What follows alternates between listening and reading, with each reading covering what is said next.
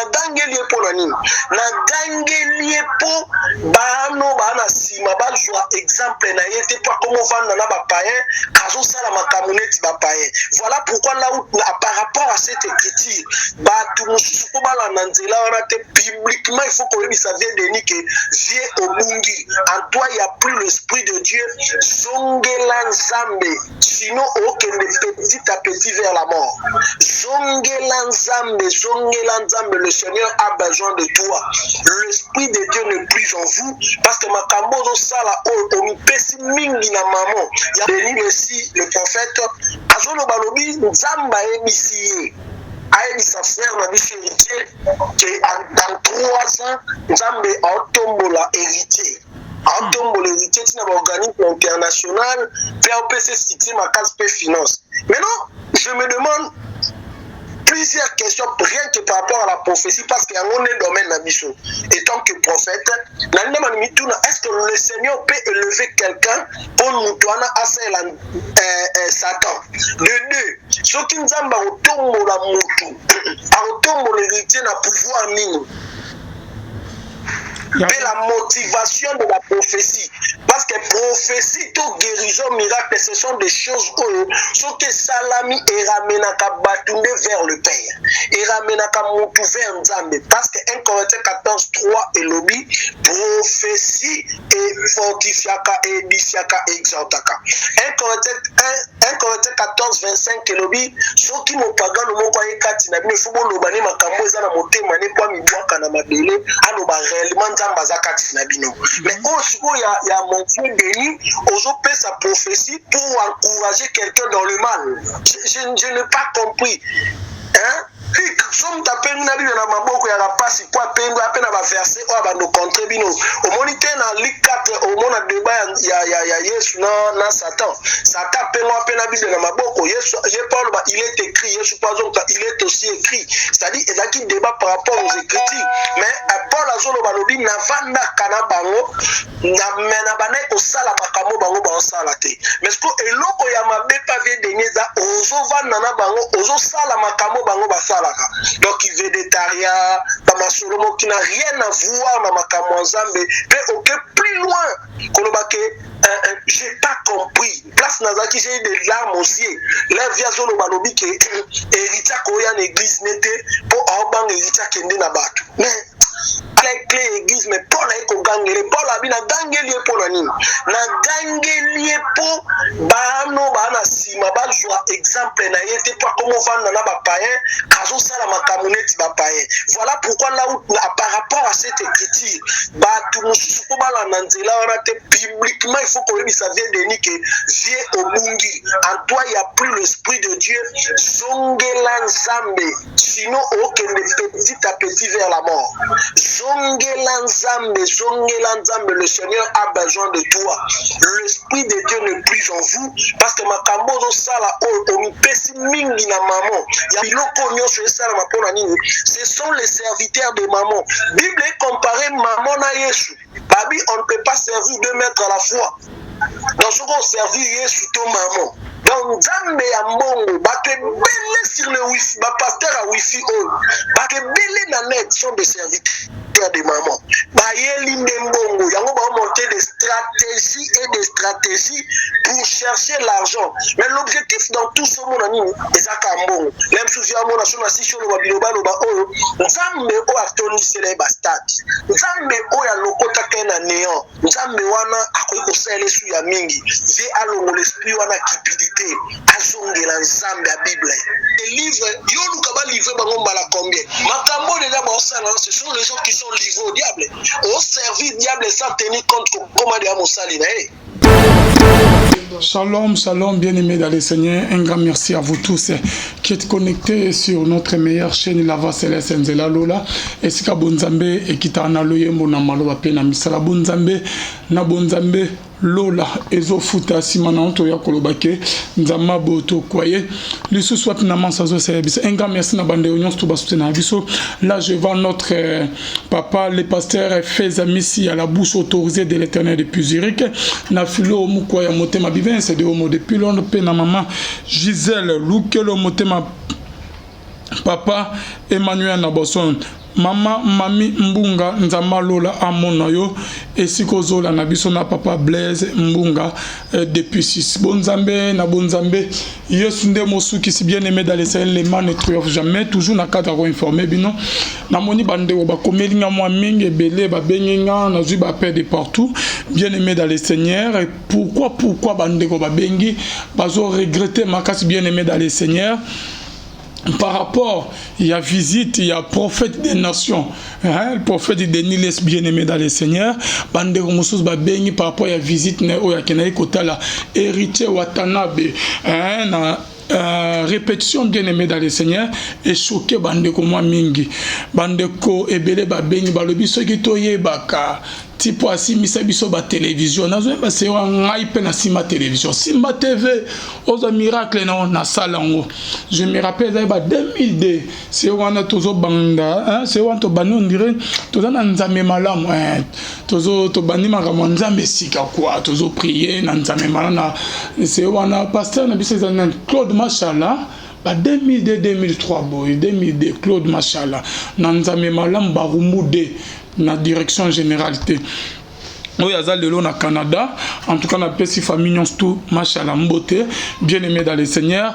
Denis de Sassimi Sabiso ba télévision, Amélie Sabiso ba kopo, ya ba mai, a prié bon mais la besoin guérison, ba prophétie li sakoli. Mais maintenant, je me demande, bien aimé dans les seigneurs, est-ce que Denis laisse a pengunde ko pengoto, azala na nzambe depuis Kalate? C'est ce que je me demande, bien aimé. Est-ce que c'est Rassimi Sabiso ba télévision, Amélie Sabiso ba mai, ba masakoli bona boy. Ezaki ke ayeba ki na enza meta mi kotise ki na musana nzame na loenge, to abanaki na ko travailler na bilo mususu bien aimé. Est-ce que un vrai serviteur de Dieu à quoi se comporte? La Bible dit quelle relation y a-t-il entre la lumière et les ténèbres? Bande comme mususu ba poser ba question ba ya okutana Jésus avant na ba païen bien-aimé. Mais bazo mais yen ndenge nini ako vana ba païen bo Jésus lobi ke ayaki na mokipo na ba santuté. Mais ayela ki ne pona ba o ba bunginzela pona ba païen Alex ba onzela ya Jésus. Ce que la chose étonnante bien aimé dans les seigneurs eza que Denis les azo kene na epai ba o ba yebi nzambe tene ba misusu ba zoloba est-ce que azo te ba na mona zolobela ba fali pupa ba feregola ba nito comme mo pe que ba bureau ya ba musicien net que ba feregola ba déplacer pe maloba contre Denis les ba propos ba lobele un vrai serviteur de Dieu et comment est-ce que ba discussion ko soit na koto ba lité ya kanaloba koto ya zongi ça c'est ba pardon en tout cas Bible zo ba que votre bonne conduite soit connue de tous bien-aimés dans le Seigneur et Seigneur tous ba exemplaire. Est-ce que musala o ke nzambe abengela Denis les César ya ba musique ya mokini eza ka ami comme c'est net que porte-parole ya ba musique ya ba musicien ya mokini bien sûr que orolobake non yes kuta vana na ba païen mais yes pendant que azo vana ba païen na ba o ba yeba ki nzambe te abanaki côté ya bango et that différent. Et là, la différence entre eux que Denis laisse, na moni na émission, na moni ata kota bimisi verset ya Bible morote, tanga ke ota le héritier Watanabe. Azo beta ba masolonga na za leader en famille, on a pese héritier comme est-ce que oyo salanza mazo sepenango Denis laisse. Hein? Église ko kolobane bien aimé dans les Seigneur. Moi je me pose la question, les grands prophètes Denis laisse, abungi nzela ya nzambe to azo sa ba makamwazo yebate. Kopengwa na Bible ezali lokomo ya mabe makasi oza na Bible oyebi lo banza mete très bien mais opengwi na yango na maboko ezali lokomo ezali très très grave bien aimé dans les seigneurs ezali no lilobo Denis les ote ya biso ote ya biso nazomona ya Denis ya lelote nazomona ya Denis ya 2001 2002 2003 2000 ans 2000 oko simisa biso ba TV o melisa biso ba mai. Hein? Na Denis les ya lelo, c'est deux personnes différentes bien aimées dans les seigneurs. Nazo ko comprendre au juste les années. Et ça que nzamba boaki Denis les to nzamba bimisi mabe ya Denis les ka banayi ko salela été depuis kala. To molimo nzambe se retirer na Denis les. De molimo nzambe se retira na Saoul. Bible zo que l'esprit de l'Éternel se retira de Saoul et l'esprit mauvais venant de l'Éternel et entrant en Saoul.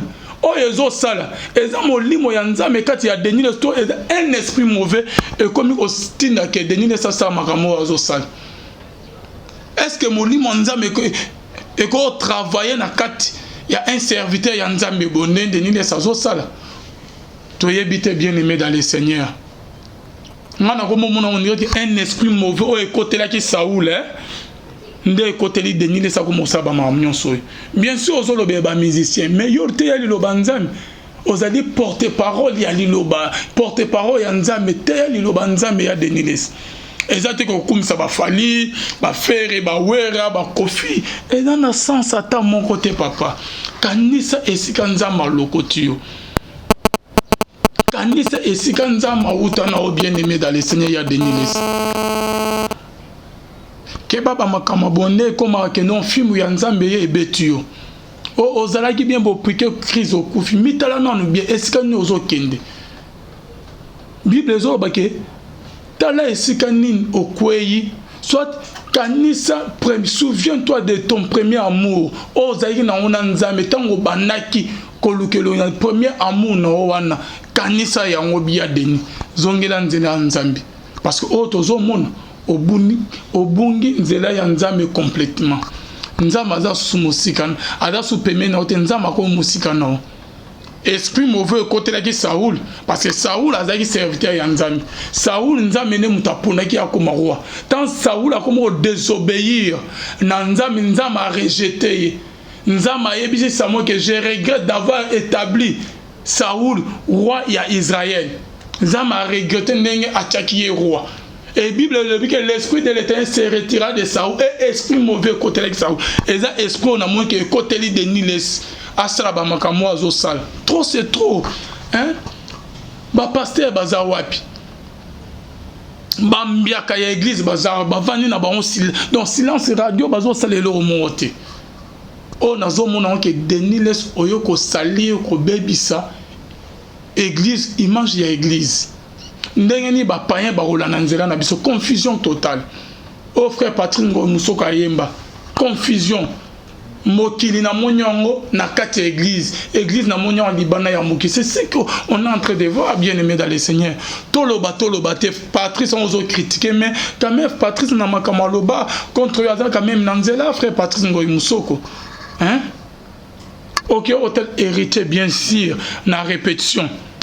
OK comme meleli loba côté ya ko l'exenzela ya nkolo to comme on appelle ce combo le roi ya rumba ya Congo bona bo papa de Niles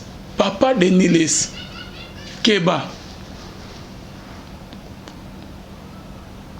kanda ya nzambe za musika na ote tozo ben ndeko moko oyo pe ame un peu ko sa réaction azali collègue ya Deniles bien aimé ame un peu ko sa réaction na ye par rapport à la vidéo en et décision d'une église corps de Christ Jésus pour na Deniles et sengeli na babilo ko ba bêtise ba vani sa Deniles ate à lisusu te ou comment est-ce que ba pasteur na biso ba leader ya église ba na droit pe ya revendre sa Deniles ya ko bengana Deniles na kata église ou comment to découvrir en calamité décision nini ba pasteur bazweli Deniles baza contre Deniles to baza pour Deniles bien aimé dans le Seigneur parce que Deniles azo kene musika bien aimé to ko vanda wana te ke biso na église to vanda ka boto mona ba bêtise o eza ba bêtise prophète Deniles azo sal ozo sala la nzambe te mais o komi ko sala Satan ce que ozo yeba on te za ma plein hein. Tala na on a sima ta un pas en arrière tala ba masana onyon stubo bimana ba onzela mo o ke bobana ko régner na bango ba prophète Jérémie Mayemba o kutazala na lisakoli ya makasi kolega na lisakoli na Deniles ozo ba ke kitalata na nkolo mais prophète Jérémie Mayemba oyebi je me rappelle très bien na séminaire moi bo sala fort yo na stade des martyrs Jérémie Mayemba wapi na imika hein ah mais bobetana affronta Deniles hein prophète Jérémie Mayemba lolozo mi ben mosako le prophète des nations ozo sakola ozo mona télévision mais prophète Jérémie Mayemba na lisakoli Deniles au télématin abango mais ils sont pema makasi na lisakoli Jérémie Mayem ezaka azo sakola bo azo pesa na date de naissance azo pesa na ba sous-vêtements olati azo tanga ba kombo ya ba koko na obo na bo ya ba famille na obo bimba na ba numéro de téléphone Jérémie Mayem azo pesa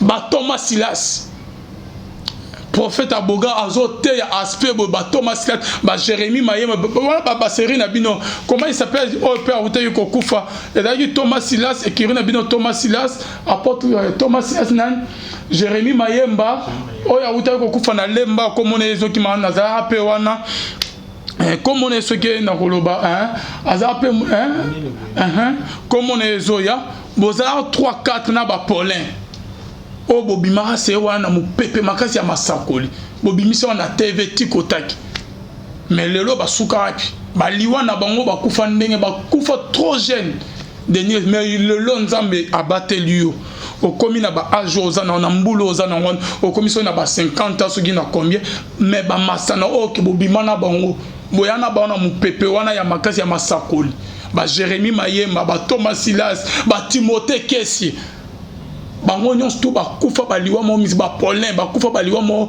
donc bizarre ata moko na bango koma na 40 te bango nyonso tout bakufa na ba 30 ba 32 ba 30 33 ans 34 35 ans na limite ke moko akokisa 35 ans et après liwa na bango boyebi ba makamuni ne bima et je commence à me poser tant de questions est-ce qu'il y a Denis Lespe à côté na banzela moko ou comment est-ce que Denis Lespe asimbaka ou comment est-ce que Denis Lespe abana ko sela nzambe ya solo ou comment parce que soko bengama na nzambe Denis Lespe ndongo olobako yoka nzambe wan okokota ba bêtise ote nzama olobelo oyoka nzambe parce que bablo boy na komi na ba doute que oyoka nzambe te c'est que oyoka na ba milimi mabe mususu Denis Lespe ndenge ni yo un vrai serviteur de Dieu mabe ekomi malamu pona yo ozomona ba mabe ozo salate obungi nzela ozomi moneki ozana nzela non Denis Lespe ongela nzela nzambe jusqu'à quand otika corps du Christ bo église en kolo ezala boy mais c'est pas normal ce ba pasteur bazo banga to ba vandi kimi bazo lobelo mongo te rôle ya ba leader ba président o ya église de réveil ezani c'est pas normal bilo Denis Lespe ozo sala obi combien de bandimi babimina ba église likolo ya ba réaction au sali combien de ndimi bazo commenter na ba comment ceux qui na yeba kanamila ba mata simisanga na ba télévision asala biso ba boy donc bazo regretter ma casse de Denis Lespe ceux que obungi nzela motema na weza conscience zongila nzela nzambi balobara ke les malheurs des autres doivent nous amener à réfléchir sur notre sort. Tala ba o ba mena ba vi ozo mene lelo ba suka ndenge nini ba sakana na musala ya nzambe te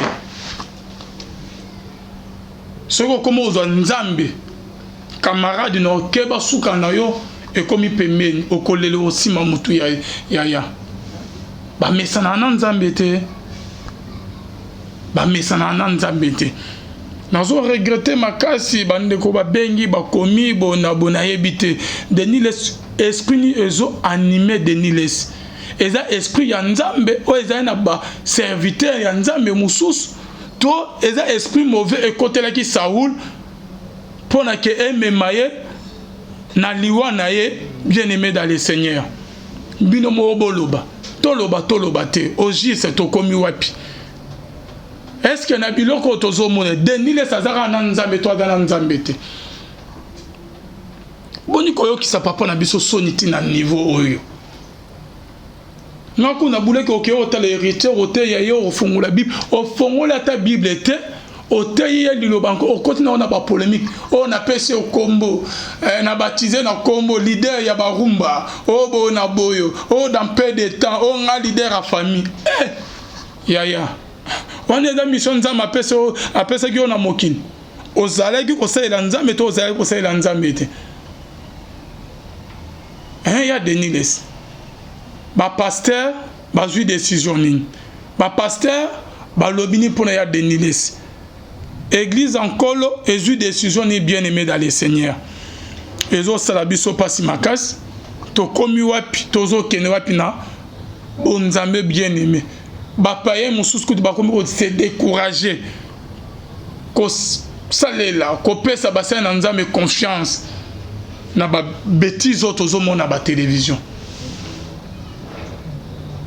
C'est que toi pesa tipo to yamba, comment il s'appelle, comment on a Jesus nani, Thomas Rema, apôtre Rema. Donc Adam na nzela makamaya ko dénoncer yo na ba émission que to sala les gars pas Tiffany a dénoncé. Donc Adam na nzela makamalo ba eza ya solo sur bino ou comment parce que dénoncer ba makamo ko bewa ngai écoute na kota doute nango atanga komona yo atangi kombo ba Jérémie Mayemba atangi kombo ba Timothée Kesse atangi kombo et ya ba Thomas Silas ya ba Paulin ke ba kota na babilo mobo ba ko sala nzambe te ba sima na bango ba kisi.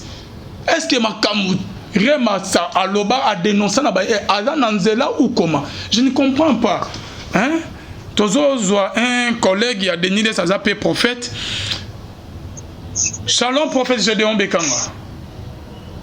Shalom Papa Alvin. Oui, prophète Gédéon Bekanga, vous allez en direct parce que Beng Bisso de partout par rapport à la vidéo, visite. Il y a Denis Les, il n'a pas héritier Watanabe. Réaction aux grosses années. Au moment où la vidéo, on a prophète Gédéon Bekanga, il y a collègue Denis Les. Oui, nalanda kiango na net, nalandi yango, nalandi vraiment yo moni ndenge ni ba misusu ba lobi ke za na normal ake no kota parce que banda ina net ke ami comme ça net ke porte parole hein ya ba fali ya ba faire ba wera ba kofi ba héritier mais par rapport à visite na église code écrit ba fidèle mi ba benginga ba komelinga par rapport ba za qui un peu choqué comment on a que Denis les ça qui répétition ya héritier ko beta masolo ya bible était même masolo ya mokili ya musique ya mokili est-ce que ça permis à ça nanzela to eza mabe.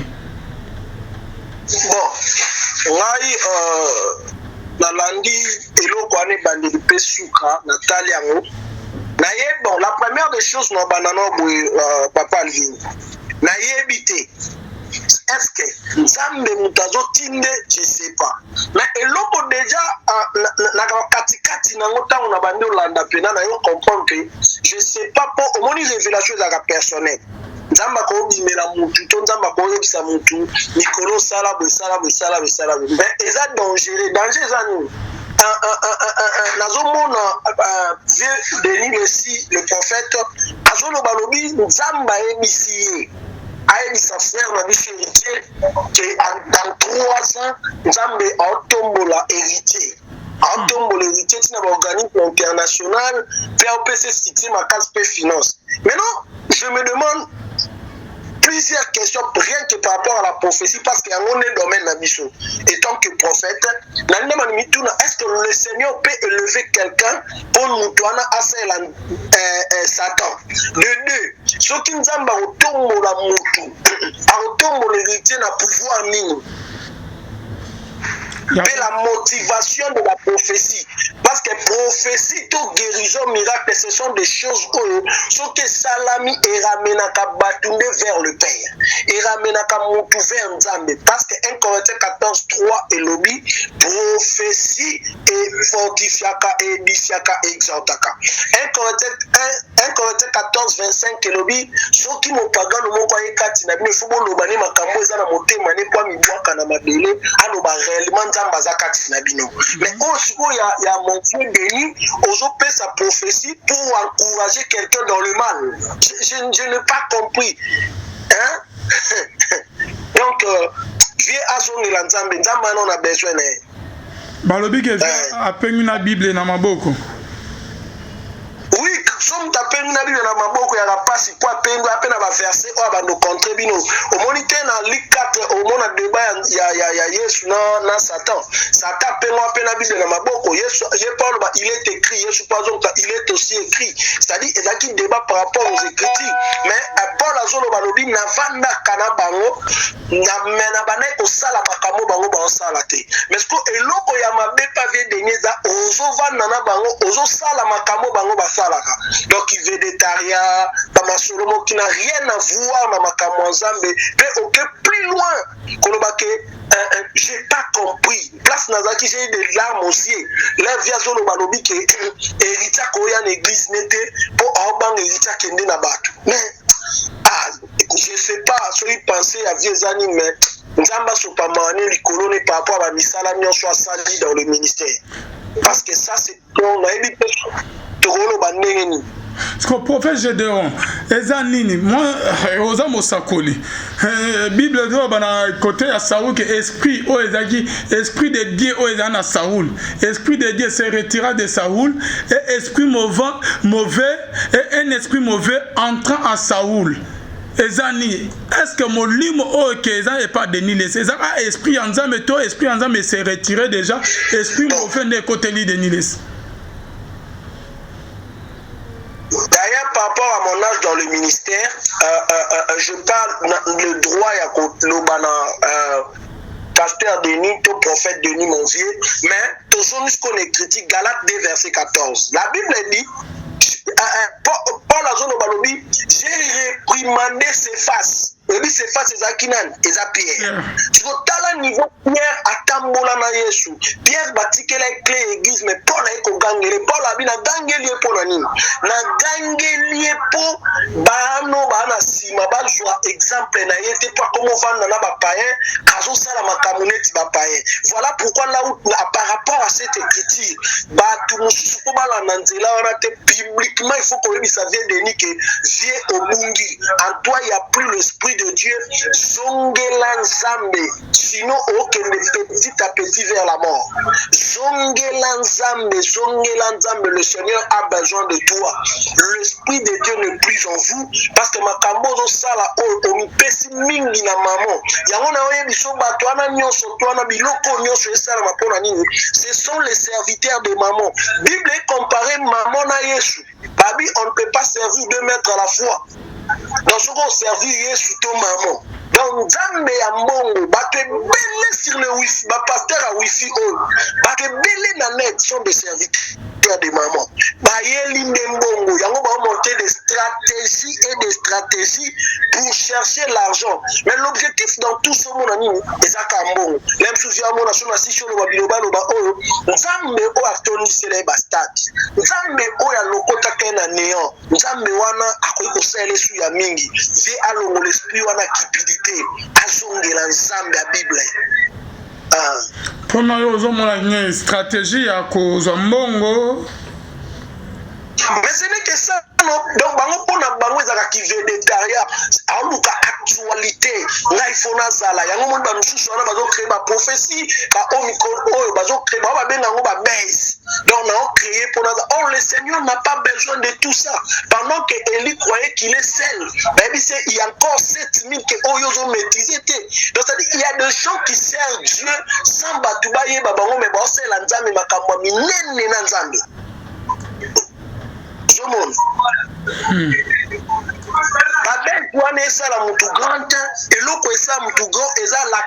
Si tu as compris la mission que Dieu t'a donnée, quelle est la mission que Dieu t'avait donnée? Parce qu'il y a le groupe de 10, le groupe de 50, le groupe de 100. Même Zamba fait 5 personnes. Mais ce qu'on s'allie bien, tu seras côté par rapport à la mission. Okoye bana mokili mobimba, Solomabe bana mokili mobimba, mais c'est le kamala mouté. Tu vois? Et c'est nous comme la montée. C'est-à-dire problème n'a pas qui végétarien, via qui star, donc c'est-à-dire or ce sont les serviteurs des mamans. Le Seigneur n'a pas besoin de ça. Le Seigneur n'a pas besoin de ça. Parce que Jésus a kena kotala Zaché, Zaché azala na e parrain, ba beta ba masolo le kana normal, parce que kapé balé isika moko. D'abord, cet exemple bongo, il y a bongo, c'est quelqu'un qui n'a jamais connu Dieu, c'est quelqu'un qui il ne lit pas la Bible, il n'a pas la connaissance de la parole. Entre Jésus et Zaché, Zaché m'tasala non premier pas. Zaché yé a matiti nanzete ya malédiction pour mon Yesu. Donc Zaché était prêt à la repentance. Zaché moutaya vers Jésus. Jésus l'a ammonié a dit le nom dans parce que Zaché a ndimi ko joie risque. Il y a comme maintenant nzete à sycomore, nzete à malédiction étant que juif a ébay que nzete on les a vu la mais j'ai besoin de voir cet homme. Il a manifesté la volonté. Or on ne peut pas vivre le miracle si tu ne manifestes pas la volonté de vivre le miracle. Donc le miracle est lié à la détermination ou à la passion que Aux démontrer liboso Yesu yango moni Yesu a dit ça ba tourner sur que ta foi t'a sauvé. C'est-à-dire yonde ko manifester dessus. Donc, quand tu manifestes ce désir-là de voir le miracle, tu vas voir le miracle. Zachée avait manifesté le désir de voir Jésus. Et lorsque Jésus a compris cela étant que Dieu, il a appelé Zachée par son nom. Descends, aujourd'hui je serai chez toi. Mais tu sais qu'est-ce qui s'est passé sur Zachée? Lorsque Jésus est arrivé dans la maison de Zachée, avant que Jésus commence à prophétiser, Zachée s'est repenti d'abord. Parce que Zachée a dit, on a soit que l'on connaît mon poste, et ça dans Luc 19. On a soit que l'on connaît mon poste. Dans zone 4 et c'est par là l'air assis si bon Jésus que le sali est entré dans ta maison. Et pourquoi Azwa Kelo comment il fait zone 4? Or le chiffre 4 il y a un chiffre à délivrance parce qu'on constatait dans la création c'était le 4e jour où le Seigneur a créé l'illuminé, a créé étoile, a créé soleil, a créé lune. Les 3 choses éclairent à monde. C'est-à-dire c'est l'image de la délivrance. Tu vois, donc Zachée, après avoir pris la délivrance, c'est par là Jésus a prophétisé que le salut est entré dans ta maison. Tu vois, donc c'est-à-dire Zachée a kokana makambo bongote. Yo ke place batwa beta musique obenga ba yembi orchestre ya frère na biso héritier obenga ba angelou. Ça. C'est vraiment on a moni dimension et là on a robengate. On a apostasie moko. Comme blasphémer contre le Saint-Esprit parce que les interdits en Zambie sont aussi mis, Dieu te frappe directement. Oui, c'est ça donc, c'est-à-dire, le papa, année 2021, c'est l'année où le Seigneur va exposer et déshabiller tous ces gens-là. Malembe, beaucoup de découvrir davantage. Bon, mon serviteur à Wi-Fi. C'est-à-dire, le Seigneur va les humilier. Tu vois? Même Bissoboy, j'ai des amis païens, on fréquente des païens, même Babiso, tout ça, Kabana, Bakuluna, Sobatubaka, Abiso, même Batouana, Bana, besoin de ça, mais le problème, mes amis, Paul Azon Balobi, Nayaki Katina Bango, mais Nanazo Salamakambulo, la Bangote, mais et l'autre cause à la dangereuse, Ali, Oye Katina Bango, comment Salamakambulo, la Bango, différence ni aux ala. Pour Orobabi, Pasteur Odiatomé, la Gane, Pasteur Otolia Gane, Pasteur Otozogane, Pasteur Bosco.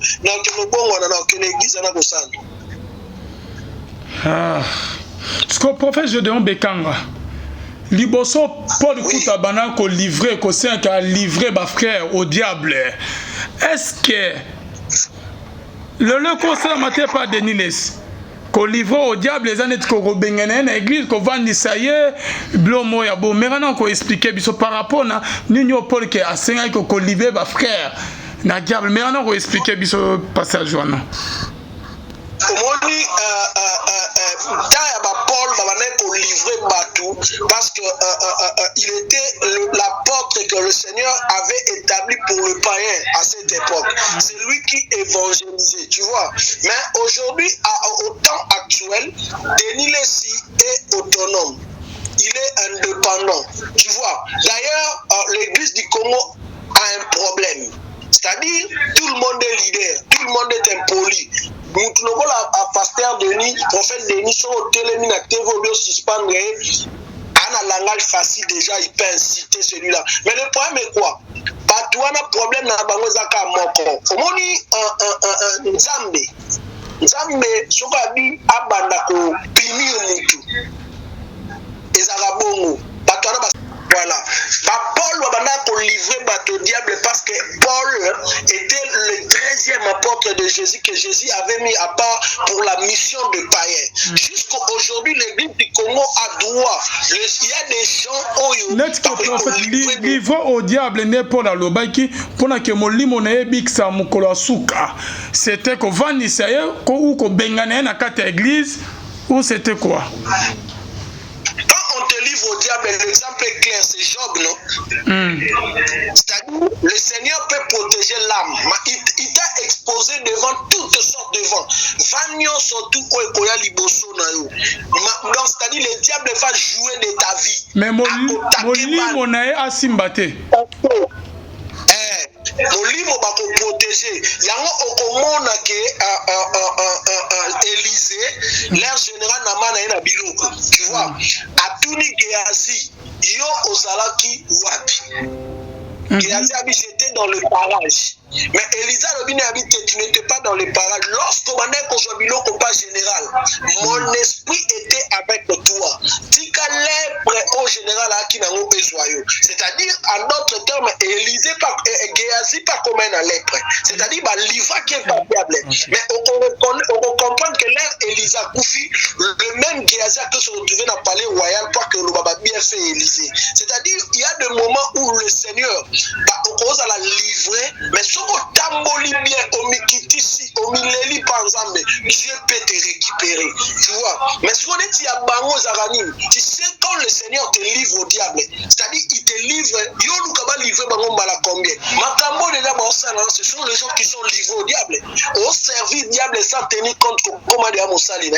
Vraiment. Mais prophète Gédéon, quand Paul livrait les gens au diable, l'homme de Dieu, et ça qui a banapé au bengana bango na ekate église que aza sous na droit ya kosala soit que ya kosala nzambe na kate église bengani bango pe na kate église mais net que prophète de laisse ba leader ba président ya ba église de réveil bazali bakoki pe ko livrer et soit ko pese suspension te que ate ya lisusu te alobela suma kama kimbonzambe te parce que aza suye.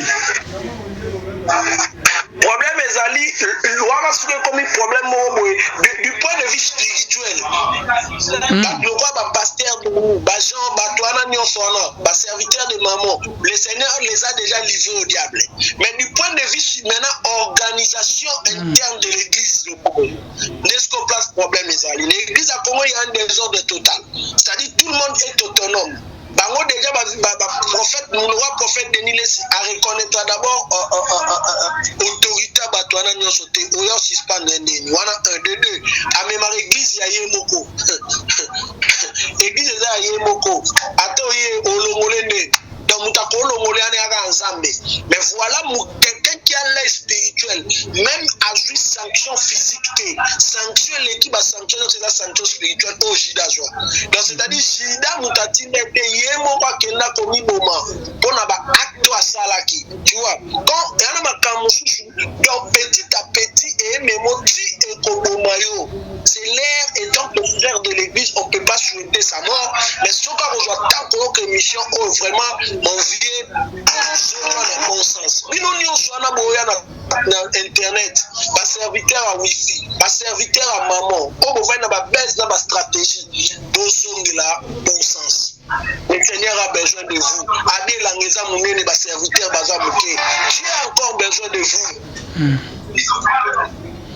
Merci beaucoup prophète Gédéon Bekanga pour na Makanisno Pesibiso, c'est la fin. Il y a émission Nabiso Malobani, il y a Soukoko Loba et votre numéro de contact parce que Mikolo Ozana Kinte Ozali na Ukraine. Donc, bande Oso Badlingi Bazo Bagozo Onde. Nalobi boy, Niloba Souka Ongana Kolo Bezali ke Totika. Omoni Papa Alvin. Yesu lera boya ka kupu wana batbalobaka boya liwa tete.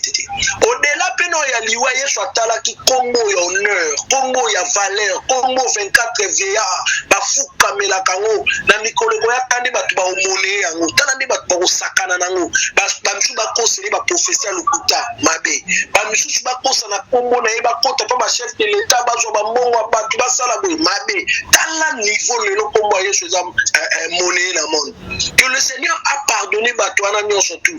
L'église petit à petit qui est vers la fin de l'accomplissement de la prophétie de notre maître. Que chacun de nous tout ce canon comme pèse dans ma cupidité, tout ce canon comme pèse dans ma cambo kilio, l'autre Sodome Gomor, ma boko pamba, tout le monde sur la terre neto yaki neto kozonga papa Alvin, mutombe mamutu kwa la terre, mutombe mambongo kwa la terre, mutombe melo kwa la terre, nous sommes des pèlerins sur la terre, donc obimaka neto yaka. Donc chacun de nous a mis bongisa pour l'accomplissement pour Jean 5 verset 28 à 29. La trompette sonnera. Merci beaucoup, Gédéon Bekanga. C'est la fin de notre émission. Votre numéro de contact, s'il vous plaît. C'est toujours les mêmes, non? Voilà, quand numéro WhatsApp, mais est-ce qu'on est émission le cas qui on a si c'est possible, soit numéro dans la Ukraine, c'est là pour le téléphone, mais pour le WhatsApp, quand numéro dans la Kino. Merci beaucoup, merci beaucoup. Merci à vous tous qui nous avez suivis. On se retrouve à la prochaine. Bye. Bonsoir. Quand on te livre au diable, l'exemple est clair, c'est Job, non? C'est-à-dire, le Seigneur peut protéger l'âme, mais il t'a exposé devant toutes sortes de vents. Vagnon surtout au Ekoya Liboso na yo. Donc, c'est-à-dire, le diable va jouer de ta vie. Mais mon nae a simbate. Molimo bako protéger. Yango okomona ke Élysée, l'air général namana ina biloko. Tu vois, Atuni Géasi, yo ozalaki wapi. Géasi j'étais dans le barrage. Mais Elisa Robine habite, tu n'étais pas dans les parages. Lorsqu'on m'a dit qu'on pas général, mon esprit était avec toi. Tika lèpre au général à qui n'a pas besoin. C'est-à-dire, en d'autres termes, Élysée pas Géasi pas comme un lèpre. C'est-à-dire, bah l'Iva qui est pas fiable. Mais on comprend que l'air Elisa Koufi, le même Géasi a que se retrouver dans le palais royal pour que le baba bien fait Élysée. C'est-à-dire, il y a des moments où le Seigneur, bah, on commence à la livrer, mais soko tamboli bien omikitisi omileli panzambe, Dieu peut te récupérer, tu vois. Mais ce qu'on est à bango zaranim, tu sais quand le Seigneur te livre au diable, c'est-à-dire il te livre, yo lukaba livre bango mbala combien. Makambo déjà bon ça, ce sont les gens qui sont livrés au diable, au service diable sans tenir compte comment de amosali na e. Vraiment. Mais prophète Jodon, quand Paul livrait les gens au diable, l'homme de Dieu, et ça qui a banapé au bengana bango na quatre églises que aza sous na droit il y a que ça là, soit que ya ça là nzambe na quatre églises, bengani bango pe na quatre églises. Mais net que prophète de laisse. Ba leader, ba président, ya ba église de rêver bazali. Bakoki peut qu'on livre et tout soit qu'on paie cette suspension que ate ya ressources te a lobela suma kama kimbonzambe te parce que aza suye. Problème ezali wana suke comme problème du point de vue spirituel. Le roi ba pasteur ba Jean ba toana nyonso na ba serviteur de maman, le Seigneur les a déjà livrés au diable.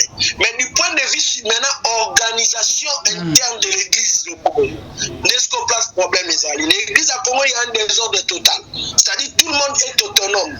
Bango déjà prophète, le roi prophète Denis a reconnaître d'abord autorité batouana nyonso te oyo suspend ndeni wana 1 2 2 a même église ya yemoko église ya yemoko atoye olongolende donc mutakolo ngolane aka ensemble. Mais voilà quelqu'un qui a l'air spirituel, même à juste sanction physique, sanction l'équipe a sanction, c'est la sanction spirituelle au Jida. Donc c'est-à-dire Jida mutatine te yemo kwa kenda komi boma pona ba acte à salaki. Tu vois, quand il y a ma kamususu, donc petit à petit et memoti et kobomayo. C'est l'air étant que frère de l'église, on ne peut pas souhaiter sa mort, mais ce qu'on rejoint tant que mission, oh vraiment mon vieux, dans le bon sens. Nous nous sommes dans internet, pas serviteur à wifi, pas serviteur à maman. On va faire une baisse dans ma stratégie. Bon là, bon sens. Le Seigneur a besoin de vous. Adé l'angéza mounene ba serviteur bazamouké. J'ai encore besoin de vous. Merci beaucoup, prophète Gédéon Bekanga, pour Makanisno Pesibiso. C'est la fin. Il y a émission Nabiso Malobani, il y a Soukoko Loba. Et votre numéro de contact, parce que Mikolo Ozana Kinte Ozali na Ukraine. Donc, Bande Oso Badlingi Bazo Barozo Onde. Nalobi boy, Iloba Souka Ongana Kolo Bezali ke Totika. Omoni Papa Alvin. Yesu lera boya ka kupu wana batbaloba ka boya liwa tete. Au-delà peno ya liwa Yesu atala ki kombo ya honneur, kombo ya valeur, kombo 24 VA bafuka mela kango na mikolo ya tande batu ba omone yango tana ndi batu ba osakana nango ba msu ba koseli ba professeur lokuta mabe ba msu ba kosa na kombo na yeba kota pa ba chef de l'état ba zo ba mbongo batu ba sala boy mabe tala niveau lelo kombo ya Yesu za monnaie na monde. Que le Seigneur a pardonné Batouana Nyon surtout. L'église petit à petit est vers la fin de l'accomplissement de la prophétie de notre maître. Que chacun de nous, tout totika non komupesa na bakipidité totika non komupesa na makambo mokili oyo lota Sodome Gomor maboko pamba tout le monde sur la terre ndeto yaki ndeto kozonga papa Alvin mutu amema mutuka ozala te mutu amema mbongo ozala te mutu amema eloko ozala te nous sommes des pèlerins sur la terre tokobima kaka ndeto yaka donc chacun de nous ami bongisa pour l'accomplissement prophète Jean 5 verset 28 à 29 la trompette sonnera. Merci beaucoup, Gédéon Bekanga. C'est la fin de notre émission. Votre meilleur des contextes, s'il vous plaît. C'est toujours les mêmes, non? Voilà, quand numéro WhatsApp, mais c'est qu'on émission le cas qui on a si c'est possible, soit numéro dans la Ukraine, c'est là pour le téléphone, mais pour le WhatsApp, quand numéro dans la Kino. Merci beaucoup, merci beaucoup. Merci à vous tous qui nous avez suivis. On se retrouve à la prochaine. Bye. Bonsoir. Bye.